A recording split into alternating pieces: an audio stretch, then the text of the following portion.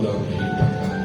Terima kasih Tuhan kalau Tuhan izinkan kami untuk berkumpul di rumah Tuhan, beribadah di hari raya Minggu ini. Semua karena kemurahan Tuhan. Sadarlah kami bahwa kami tidak punya kekuatan lain. Kami butuh Tuhan. Kami sangat butuh Tuhan. Makasih Tuhan untuk pujian penyembahan yang sudah dinaikkan anak-anakku pada pagi hari ini. Kami percaya Tuhan hadir dan bertahan di atas puji-pujian yang ada. Bila sukacita damai sejahtera Kau limpahkan kepada kami. Makasih Tuhan, saatnya kami akan dengan firman-Mu, urapilah kami semuanya. Hamba yang akan menyampaikan, layakkanlah hamba-Mu, pakai mulut bibir hamba untuk menyampaikan isi hati Tuhan, dan biarlah jemaat Tuhan sungguh-sungguh, Tuhan jamah dan berikan hati yang baik untuk dikabuli firman. Sehingga pada saat kami pulang nanti tidak seperti kami nanti, tidak biasa-biasa saja. Kami pulang dengan kekuatan baru, karena kami punya Tuhan yang kuat, Tuhan yang hebat, yang sanggup mengatasi masalah apapun dalam hidup kami. Terima kasih Tuhan, kuasai tempat ini dengan kuasa Roh Kudus dan kuasai pemberitaan firman. Dalam nama Tuhan Yesus kami berdoa. Haleluya. Yang percaya bersama saya katakan amin. Tepuk tangan buat Tuhan Yesus. Silakan duduk semuanya. Shalom Bapak Ibu Saudara sekalian. Apa kabar ini semuanya? Kabar Injil, kabar sehat, luar biasa semuanya. Amin. Senang sekali kalau saya bisa kembali, Tuhan izinkan ada di tempat ini. Bersyukur pada Tuhan. Lama juga, tapi saya senang sekali bisa kumpul dengan Okto, pendeta, dua juga di sana. Ya, baik. Kita sudah siap dengan firman Tuhan. Katakan amin. Karena kalau dengan firman Tuhan itu harus menanggalkan semua beban apapun, termasuk beban-beban rohani, tanggalkan, sehingga biarlah kuasa firman yang bekerja seluas mungkin, sebebas mungkin menjamah kita, tapi sudah sekalian, dan kita pulang nanti dengan kekuatan baru. Amin. Saya selalu katakan dalam mimbar bahwa dalam beribadah itu harus betul-betul fokus menikmati semua momen dalam ibadah. Semua momen dalam ibadah kita nikmati, pujian, penyembahan. Saudara, saya waktu minggu yang lalu sedikit saja minggu yang lalu beribadah di satu tempat di Senayan City. Nah, kebetulan lagi ada acara di situ. Kemudian satu keluarga kami sekeluarga, saya ada punya cucu satu. Waktu ada cucu satu, kami beribadah bersama-sama semuanya lengkap. Dan kemudian saya bilang ke keluarga saya, ayo kita nikmati ya ibadah ini, pujian, penyembahan, saksian, semoga nikmati. Sehingga tanpa terasa ekspresi kami itu mencerminkan menikmati setiap momen dalam ibadah, termasuk pujian. Tanpa kami sadari, mungkin kami berjingkrak mungkin ya, kami tanpa sadari. Nggak biasanya saya seperti itu. Kemudian di belakang saya ada hamba-hamba Tuhan, ya, dan ada beberapa jemaat. Setelah ibadah, kami bukan karena untuk dilihat orang, nggak sama sekali. Kami hanya mau dilihat Tuhan aja. Kemudian kami bisa datangi, Pak, terima kasih ya. Kenapa? Terima kasih Bapak telah memberikan dampak yang baik. Telah membuat kami yang tadinya terus Pak, saya ke gereja ini kan terpaksa aja gitu. Karena saya lagi di mall, saya mampir ke gereja. Saya nggak enak sama Tuhan karena ke gereja. Jadi perasaan itu salah. Kalau ke gereja itu kayaknya gimana? Bukan mencari hadirat Tuhan, tapi karena mau absen. Hanya ingin absen aja. Jadi, ternyata kita menikmati hadirat Tuhan itu berdampak. Bisa bayangin nggak di sebelah kiri kita ini lagi pujian penyembahan, dia tidur. Dampaknya apa? Lemes lah kita juga. Tapi kalau kita lihat, suasana terbangun. Ini tadi musik itu luar biasa. Pemain musik saya salut banget. Ya. Tapi saya lihat di sini saya orang yang sungguh luar biasa semua. Ya, jadi mari kita nikmati semua momen dalam ibadah kita ini, sehingga apa? Kita nggak waste, kita nggak buang-buang waktu.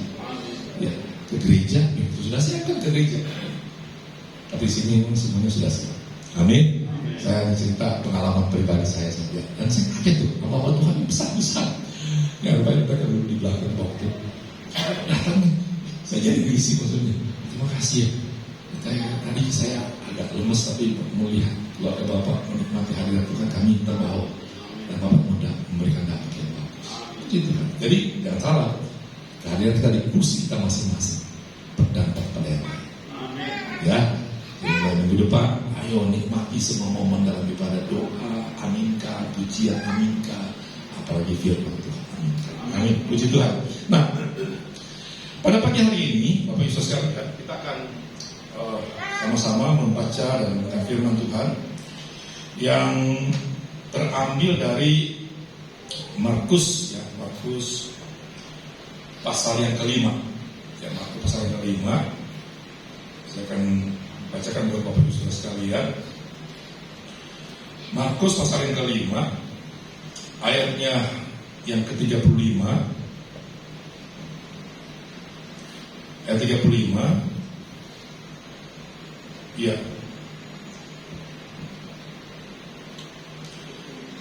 Sampai ayat 37.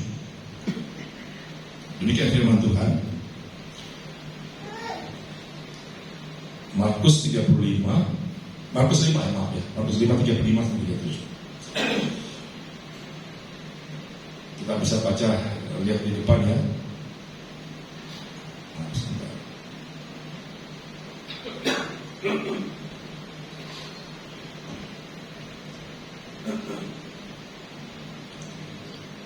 Ya, demikian firman Tuhan. Ketika Yesus masih berbicara, datanglah orang dari keluarga kepala rumah ibadat itu dan berkata, anakmu sudah mati, apa perlunya lagi engkau menyusahkan guru? 36 ini menjadi tema kita pada pagi hari ini, ayat 36. Tetapi Yesus tidak menghiraukan perkataan mereka dan berkata kepada kepala rumah ibadat itu apa? 2, 3. Jangan takut, percaya saja. Sampai situ dulu percaya firman Tuhan. Bapak Ibu sekalian, tempat pelayanan kami PKKO itu tema tahunannya ini. Tema tahunnya yaitu tema tahunannya kami adalah jangan takut, percaya saja. Ini perkataan Yesus. Jangan takut, percaya saja. Saudaraku, ini satu perikop yang sudah sering kita baca. Yang Lembaga Alkitab Indonesia itu memberikan perikop Yesus membangkitkan anak Yairus dan menyembuhkan seorang perempuan yang sakit pendarahan. Nah, Yairus ini kepala rumah ibadat.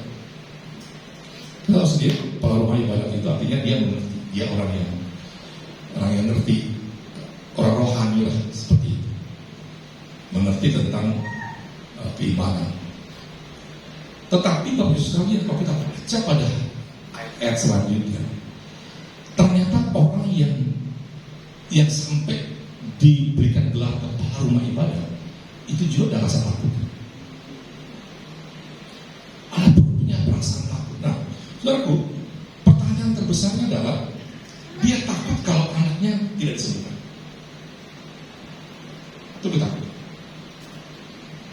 Nah, saudara, bahwa waktu dia menyampaikan ini kepada Yesus otomatis dia langsung enggak. Tapi ada proses. Bahkan dia sempat menjamah seorang yang sakit pendarahan dulu. Dia nggak langsung. Kita sudah tahu ceritanya. Tetapi poinnya adalah begini, Bapak Ibu sekalian, ayat 35. Yang tadi kita sampaikan bahwa Yesus berkata kepada kepala rumah ibadat itu, jangan takut ya, percaya saja. Jangan takut, percaya saja. Ini kalimatnya powerful banget. Nah, yang masalahnya Bapak Ibu sekalian adalah orang-orang yang, ini menarik ayat selanjutnya, ayat 36. Ayat 37. Ayat 37. Ayat 37 dikatakan begini.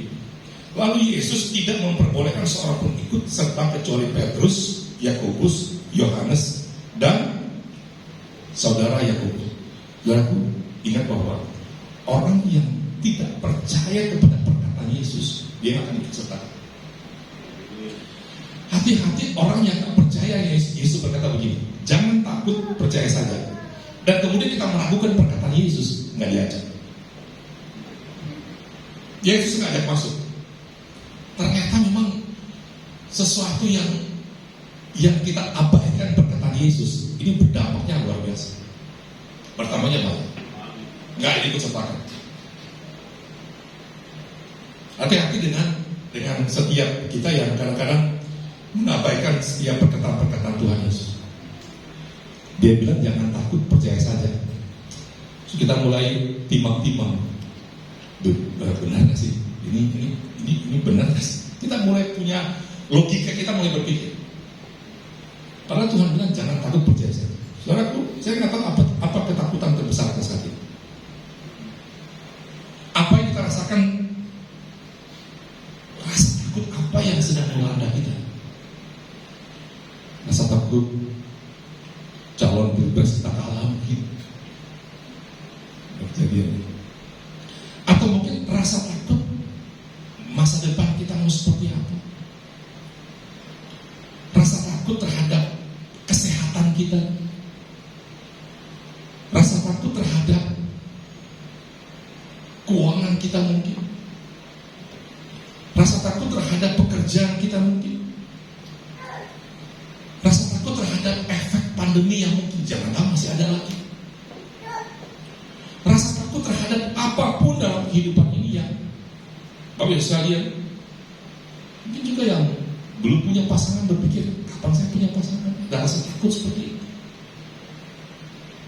Nah, inilah yang sering kali menghantui manusia, rasa takut ini, sehingga Yesus mengeluarkan statement seperti ini. Orang yang punya rasa takut berlebihan, ini makanan empuk buat iblis. Makanan empuk buat iblis. Semakin kita merasakan ketakutan yang luar biasa, iblis semakin senang. Dia semakin senang. Percaya sama saya, dia semakin senang. Karena iblis menginginkan kita terpuruk. Dia semakin senang. Rasa takut sebetulnya itu sesuatu yang wajar-wajar saja, ya, sesuatu yang wajar. Tapi hidup dalam ketakutan itulah yang berbahaya. Saya ini punya rasa takut kalau naik pesawat terbang. Kalau naik pesawat terbang, Pak, saya takut. Padahal pekerjaan saya itu hampir setiap minggu mesti 2-3 kali bisnis trip dalam bulan itu. Tapi yang saya takut ada. Saya udah minum antimul 1-2 tetap aja. Udah ketiduran tapi goyang sedikit saya bangun. Saya ada rasa takut. Nah biasanya kalau saya rasa takut itu saya nyanyi. Pujian saya itu aja. Tenanglah kini hatiku. Jadi kalau mulai goyang saya nyanyi. Tenanglah kini hatiku, Tuhan memimpin langkahku di setiap saat dan tetap ku rasakan. Yes, amin. Tuhanlah yang memimpinku, tanganku dipegang teguh, hatiku berserah penuh, tanganku dipegang teguh. Amin. Ada rasa takut, saya nyanyi lagi itu, kuat lagi. Makanya dalam setiap rasa takut, siapkan satu pujian pada Tuhan. Saya itu dari dulu saya setiap kali saya mau naik pesawat kecil, besar, superjet, super besar apapun, tetap saya rasa takut. Nah, saudaraku, orang yang dikuasai oleh ketakutan tidak akan bertumbuh. Jadi sekali lagi, ketakutan itu wajar, sesuatu yang wajar-wajar. Ya kayak saya ketakutan satu banjir dan sebagainya. Tapi kalau hidup dalam ketakutan tidak akan bertumbuh, percaya saya. Dan kehidupan yang akan bertumbuh. Nggak akan. Dia mau dihotbahkan seperti apa, dia tetap nggak akan percaya bahwa Tuhan sanggup mengatasi ketakutannya. Tapi Bapak Ibu sekalian, pada pagi hari ini, mari kita sama-sama belajar bagaimana kalau kita mengalami ketakutan itu, hal-hal apa yang perlu kita ingat, hal-hal apa yang perlu kita modali dalam kehidupan kita kalau kita mengalami ketakutan itu. Yang pertama, paling tidak beberapa hal. Yang pertama, kita baca bersama-sama Efesus 1 ayat 19. Efesus 1 ayat 19. Efesus 1 ayat 19. Demikian firman Tuhan.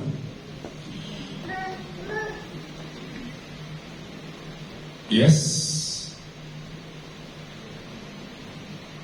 Dan betapa hebat kuasanya bagi kita yang percaya sesuai dengan kekuatan kuasanya. Bapak Ibu sekalian, waktu kita mengalami ketakutan, yang pertama kita harus ingat, kita memiliki Tuhan yang hebat, yang kuat dan berkuasa. Katakan amin.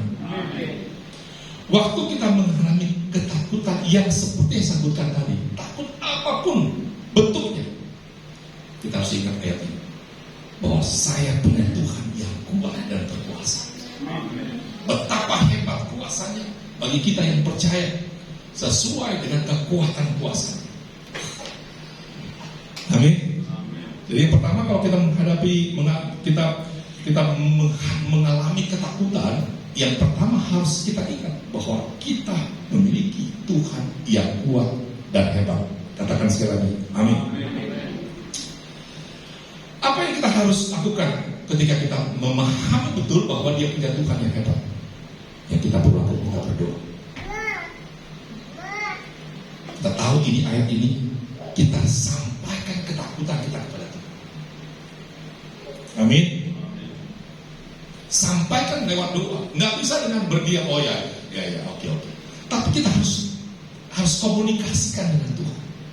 Saudaraku, saya punya kesaksian sedikit waktu saya memasuki masa pensiun, itu ada rasa takut yang luar biasa, Bapak Ibu sekalian. Karena kehidupan ini normal-normal sebagai manusia. Kehidupan sosial saya sudah pada tingkat itu. Dan banyak yang saya harus bereskan, saya harus topang banyak sekali. Ya, banyaklah yang saya harus topang, baik keluarga, pelayanan, gereja, anak-anak, sudah banyak sekali yang harus topang. Dan itu kan perlu keuangan yang cukup.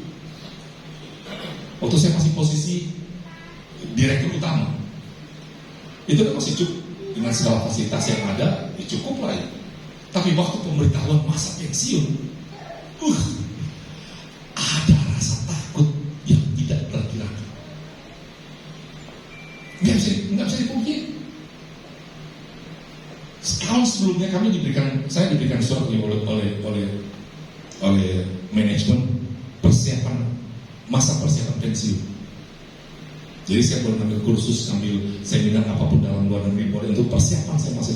Tapi bukan itu, tapi ada rasa. Biasa manusia ada rasa takut. Apa yang saya lakukan? Memang saya sudah menyiapkan beberapa usaha. Sudah ada beberapa usaha di kampung saya di Manado, ada peternakan babi di sana. Jadi kalau mau ke Manado, ke tempat saya banyak babi, bisa potonglah 1 ekor sama-sama. Kita camping sama-sama di sana. Saya ke kampung melihat di sana. Biasa saya nggak pernah jarang pulang, tapi saya akhirnya pulang karena sudah masa persiapan. Yang saya lakukan berdoa kepada Tuhan. Karena saya pikir begini, di kampung kan tetangga jauh, ya rumah jauh-jauh. Jadi yang saya lakukan, saya berteriak berdoa kepada Tuhan. Bahkan di kendaraan saya nyetir sendiri. Saudara tahu, perjalanan dari Manado ke kampung saya kan jauh. Yang saya lakukan, saya berteriak kepada Tuhan. Bukan saya berdoa dalam hati, saya berteriak sampai mungkin kalau ada yang mau dengar, mungkin saya pikir nggak ada yang dengar ini. Saya teriak-teriak aja kepada Tuhan. Saya teriak ketakutan saya bawa kepada Tuhan. Dan itu berhari-hari saya lakukan. Sampai suara saya ini enggak jadi parau gitu. Saya menyanyi, saya menyembah, saya berteriak kepada Tuhan. Saya sampaikan, Tuhan, saya punya ketakutan ABC. Saya sampaikan. Toh saya punya bapak. Itu kan bapak saya mengeluh kepada Tuhan. Saya mengeluh bukan berarti saya kasar. Saya minta belas kasihan Tuhan. Saya sungguh-sungguh berteriak, orang mau nggak ada yang dengar ini. Paling enak di mobil saya, karena kan nggak ada yang dengar, bising kan gitu. Saya teriak sampai mungkin atapnya jebol-jebol. Benar-benar saya teriak kepada Tuhan, karena ada firman Tuhan, kita harus berseru kepada Tuhan. Berseru itu bukan asal-asal berseru, berseru benar-benar berseru. Bukan juga Tuhan nggak dengar, tapi ungkapan saya ingin sampaikan sepenuh hati kepada Tuhan. 1 minggu nggak ada kabar. 1 bulan malah bertawaran, Pak, kalau Bapak pensiun, nanti Bapak ditempatkan di ABCD sebagai komisaris, tapi Bapak harus siapkan sejumlah uang sekian ya. Ini tawaran apaan kayak gini? Tapi saya bertekad hanya mau mengandalkan Tuhan. Saya bertekad, karena kan pelayanan, kita pelayanan. Orang yang setiap hari melayani, setiap saat melayani, kita jemaat Tuhan juga percaya kepada Tuhan. Saya punya motivasi bahwa ya nggak mungkin Tuhan tinggalkan saya. Itu saja. Bahkan firman Tuhan minta kepada Bapa di surga, minta dia akan memberi. Ketok maka pintu akan dibukakan. Cari maka akan mendapatkan. Saya pegang firman itu. 1 minggu, 1 bulan enggak. Saya udah balik ke Jakarta lagi, saya balik ke sana lagi. Lalu setelah pensiun saya benar-benar ketat hari pensiun. Saya di rumah, saya balik lagi ke kampung. Saya berteriak lagi kepada Tuhan. Saya teriak lagi kepada Tuhan. Setelah pensiun, benar-benar saya pensiun. Setelah saya dari kantor tempat saya bekerja, fasilitas sudah dikembalikan semuanya, mobil sudah dikembalikan, semuanya dikembalikan. Dan hasilnya saya melihat begini. Kalau kita sungguh-sungguh kepada Tuhan, sungguh-sungguh minta, berteriak kepada Tuhan, menyampaikan ketakutan kita kepada Tuhan, percaya saja dia jawab. Percaya. Bahkan firman Tuhan berkata, percaya, jangan takut. Setelah pensiun minggu ketiga, saya lagi nyari babi. Ini jujur aja. Kan biasa kalau orang yang suka ternak babi, setelah panen babinya, kita harus cari yang baru. Babi kecil, kita mesti cari untuk dicari yang bagus, bawa lagi ke kandang. Saya keliling, saya ingat itu jam 4 sore lah, jam 4 sore. Lagi di babi, lagi keliling-keliling begitu, dapat telepon. Pak ini lagi di mana? Lagi di kampung. Sudah tahu, yang telepon saya wakil menteri.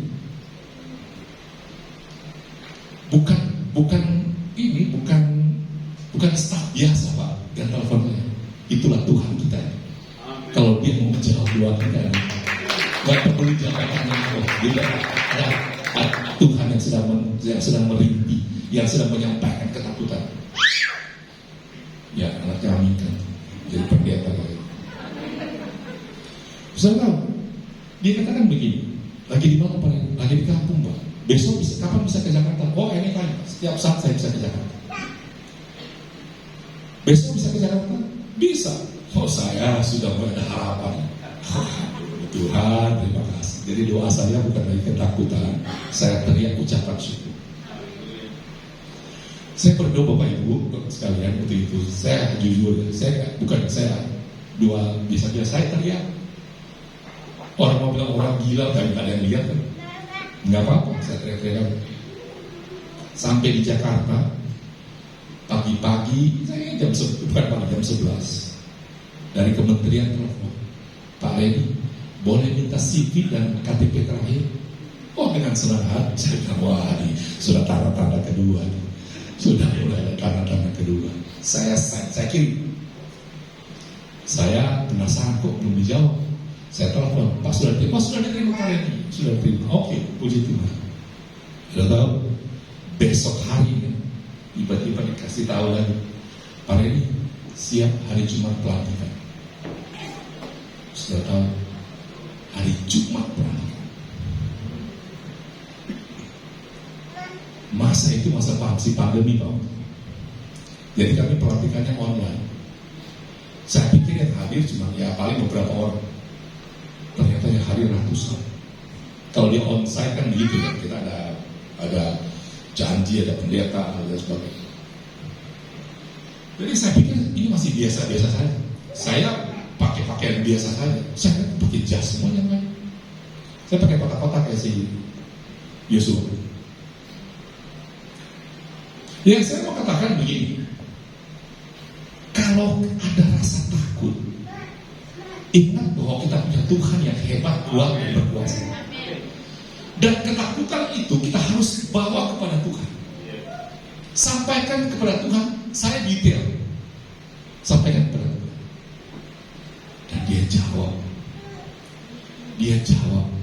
Saya mendapatkan, Bapak Ibu sekalian, saya nggak menyangka, saya mendapatkan pelantikan di satu perusahaan yang menurut saya sih jauh lebih besar daripada perusahaan tempat saya berkarya sebelumnya. Ya, posisi yang menurut saya sih, saya nggak expect dapat posisi seperti itu.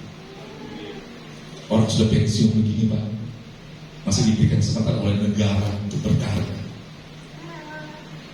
Saya percaya itu bukan karena kekuatan saya, tapi kekuatan doa.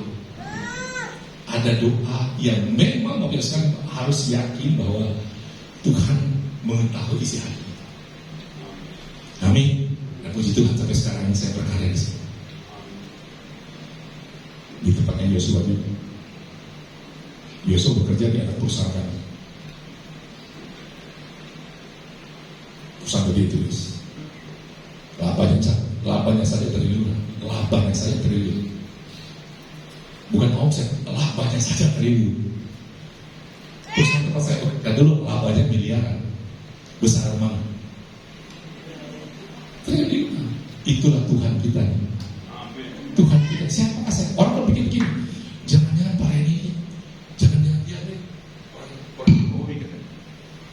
Karena untuk masuk di perusahaan itu biasanya memang itu tim-tim khusus.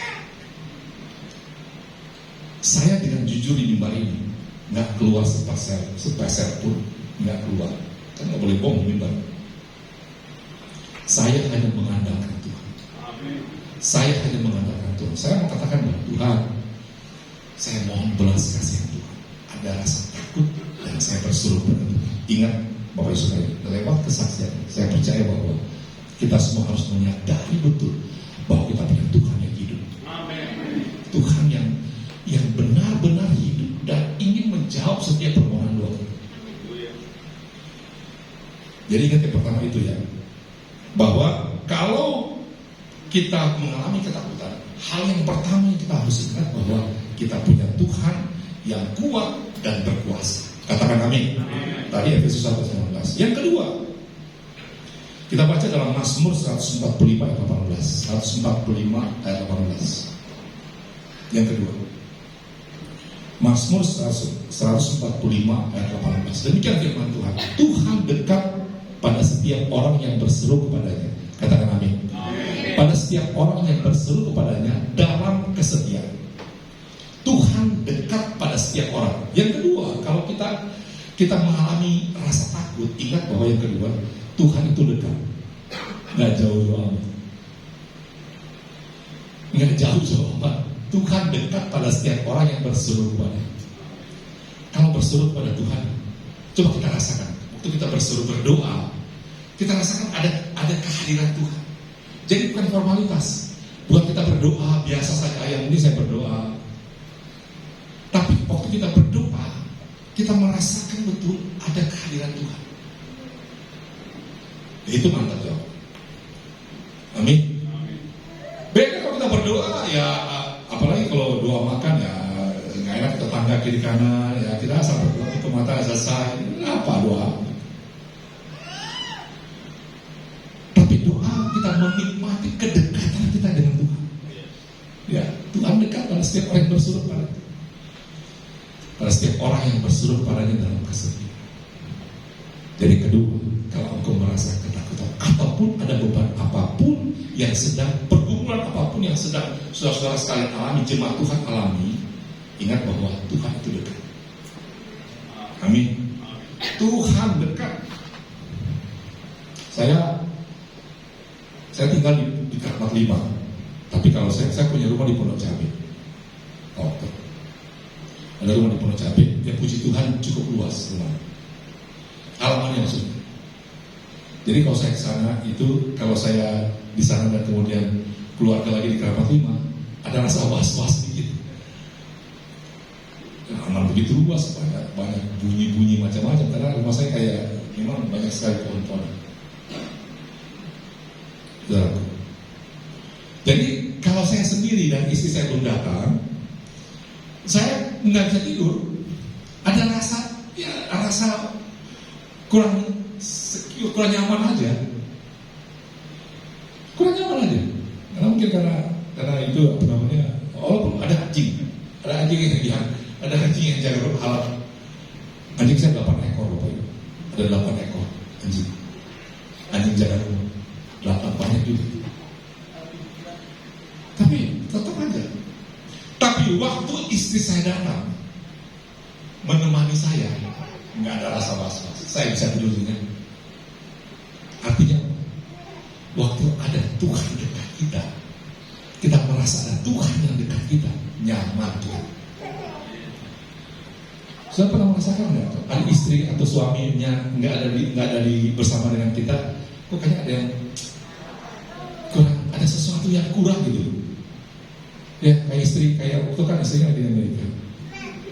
Nggak tahu perasaan itu seperti apa. Ya, Yos. Jadi ada rasa kurang nyaman. Tapi waktu dia datang, kayaknya oke. Wah, nggak ada masalah. Saya bisa tidur. Dan sebelumnya nggak bisa tidur. Itulah Tuhan. Tuhan itu dekat. Waktu kita merasakan kita ada Tuhan yang dekat dengan kita, nyaman hidup kita. Amin. Ada perasaan nyaman. Percaya sama ada perasaan nyaman. Amin. Dan kata saudara, bagaimana saudara menikmati hadirat Tuhan dalam kedekatan? Tuhan itu nggak formal banget, nggak formal banget. Waktu saya merasakan ada masalah dan Tuhan dekat, rasanya kok tenang. Masalah belum selesai, tapi saya percaya sungguh dalam kesetiaannya, Dia Tuhan yang tidak pernah biarkan saya. Ya tadi waktu istri saya datang, gak tenang. Dalam persoalan apapun dan kemudian kita rasakan Tuhan dekat dengan kita, gak usah takut. Amin. Kalau Tuhan di pihak kita, siapa katakan? Katakan amin. Yesaya 41 ayat 10. Yesaya 41 ayat 10. Nggak lama lagi kita selesai. Demikian firman Tuhan. Janganlah takut sebab aku menyertai engkau. Apa? Janganlah bimbang sebab aku ini Allahmu. Aku akan meneguhkan, bahkan akan menolong engkau. Aku akan memegang engkau dengan tangan kananku yang membawa kemenangan. Katakan amin. Yaitu ayat-ayat ini, kalau kita aminkan dan sungguh-sungguh kita aplikasikan dalam kehidupan kita, dimanapun kita berada, di rumah, di pelayanan, di pekerjaan, di studi, apapun, kita perkatakan ini jangan. Cuma perkataan yang kita jangan takut 360 kali. Ya, ada 360 kali kata jangan takut ya. Kita setiap hari dimenyertai.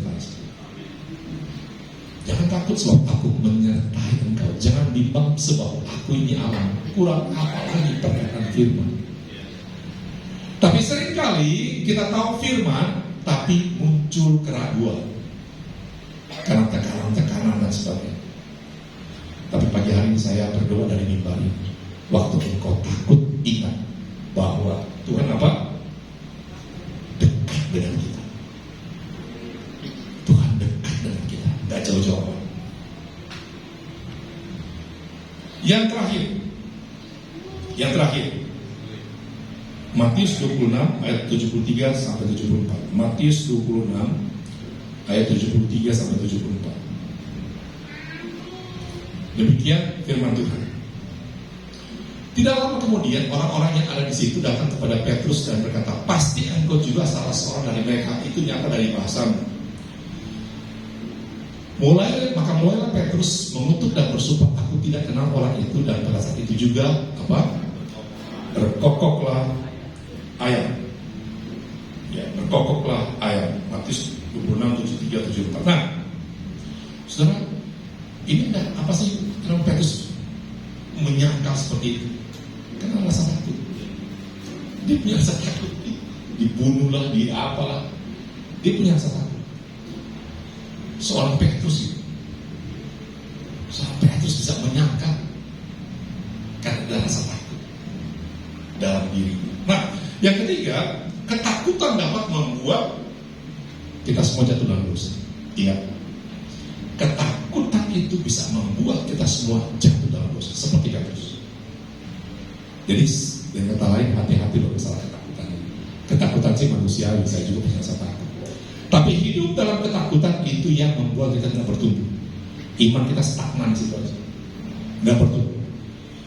Kayaknya sih masalah ada itu sih, kita nggak ada jalan keluar. Tapi waktu kita merasa takut, orang yang percaya kepada Tuhan akan berpikir begini, saya punya Tuhan yang kuat, hebat dan berkuasa. Saya punya Tuhan yang dekat dengan saya. Saya nggak mau jatuh dalam dosa hanya gara-gara ketakutan. Pegang itu semua. Wah, kalau itu semuanya kita bisa, kalau itu semua kita bisa aplikasikan, mari saya percaya kita semuanya hidup dalam kemenangan dan kemenangan. Orang percaya itu hidup dalam kemenangan demi kemenangan. Itu sebenarnya kuncinya orang Kristen. Bahkan lebih daripada pemenang. Dan itu harus dibuktikan, harus dirasakan, harus dinikmati. Yang terakhir, Mazmur 56 ayat 3 sampai 4. Mazmur 36 ayatnya yang ketiga sampai 4. Ini terakhir.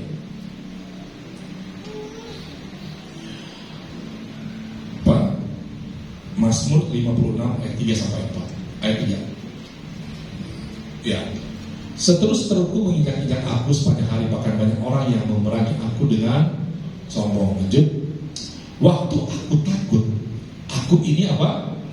Ya, kita sebutkan sama-sama, kita bacakan sama-sama. 2, 3. Waktu aku ini percaya kepadamu. Waktu aku takut, aku ini percaya kepadamu. Katakan amin. Waktu aku takut, aku percaya kepadamu. Ini ucapan terus. Waktu aku takut masalah A, B, C, D, aku percaya kepadamu. Waktu aku takut ini, aku percaya kepadamu. Waktu aku takut ini, aku percaya kepadamu. Wah, firman jadi rema. Amin. Kenapa kita takut? Kita punya jalan keluar, kita punya Tuhan yang hebat. Tema yang saya bawakan hari ini adalah jangan takut, percaya saja. Coba sebut kiri kanan, jangan takut, percaya saja. Jangan takut, percaya saja. Dasar firman Tuhan Markus 5 ayat 30. Bukan asal bicara, ada ayatnya. Dan ini perkataan Tuhan Yesus. Dia katakan, jangan takut, percaya saja. Mulai hari ini masuk 2024, sudah masuk 2024. Bahwa kau punya persoalan dan kemudian ada ketakutan yang melanda hidup kita masing-masing. Perkatakan firman, jangan takut, percaya saja. Mari kita berdoa.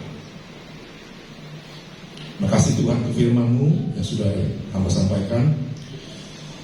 Dengan sederhana, dengan bahasa yang sederhana berdoa, biarlah sungguh-sungguh firman ini Engkau meteraikan dalam hati kami, meteraikan dalam kehidupan kami sebagai jemaat Tuhan hadir pada saat ini maupun yang mengikuti online. Roh Kudus, tolong kami untuk mampu lagi memahami, mengerti, mencerna, merenungkan dan menghidupi firman dalam hidup kami hari demi hari. Namun Tuhan termuliakan. Misalnya kami manusia yang lemah, bahkan seringkali hidup dalam ketakutan. Ada rasa takut yang seringkali melanda kami hari Kami bersyukur pagi hari ini Kau menguatkan kami dengan firman-Mu. Jangan takut, percaya saja. Kami aminkan firman ini Bapa terjadi dalam kehidupan kami, sehingga kami menjadi jemaat Tuhan yang hidup dalam kemenangan demi kemenangan. Walaupun mungkin persoalan belum selesai, tapi kami percaya tangan Tuhan yang kuat, yang sanggup untuk memberikan kami jalan. Terima kasih Tuhan. Jemaat-jemaat Tuhan yang sedang merasakan ketakutan, mau berdoa sungguh-sungguh dari tempat ini, Tuhan jamah satu persatu, lawat satu persatu. Roh Kudus berjalan di antara kami, jamah hati kami. Engkau angkat ketakutan kami menjadi damai sejahtera, menjadi sukacita, menjadi kelegaan dalam hidup kami, sehingga kami menjadi anak-anak Tuhan hidup dalam kemenangan. Terima kasih Bapa, terpujilah Engkau Bapa kekal selama-lamanya. Kami kembalikan segala puji syukur, hormat, kemuliaan hanya bagi nama-Mu, dalam nama Tuhan Yesus Kristus. Kami bersyukur untuk firman-Mu. Haleluya. Yang percaya bersama saya katakan amin. Tepuk tangan buat Tuhan.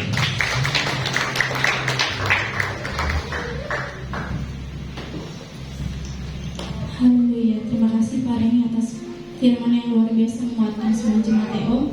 Kita percaya Allah selalu dekat dengan kita semua. Amin. Sebelum itu kita akan berikan persembahan kedua. Mari kita bersatu di dalam doa. Tuhan Allah kami yang Maha Kuasa, kami hari ini mau membawa persembahan syukur kami yang tulus dari hati kami Tuhan. Terima kasih atas segala karunia dan kasih yang telah Kau curahkan pada kami semua Tuhan.